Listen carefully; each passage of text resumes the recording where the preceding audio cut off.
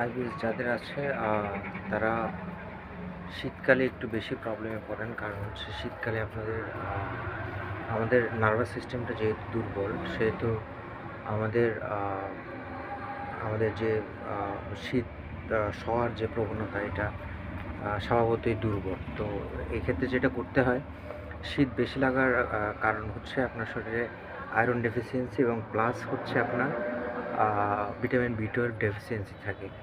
তো আপনি iron tablet এবং ভিটামিন বি12 নামে একটা ওষুধ পাওয়া যায়।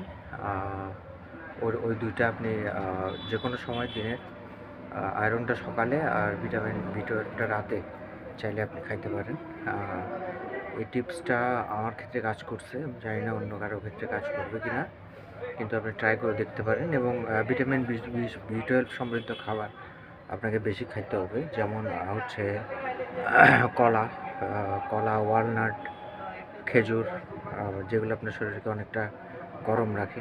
এবং যাদের কনস্টিপেশনের প্রবলেম আছে, এরা দেখছি আমি নর্মালি শীতকালে অনেকের বেড়ে যায়। আমার কাছে যতজন আসছেন সবার কাছে দেখলাম শীতকালে অনেক বেড়ে যায়।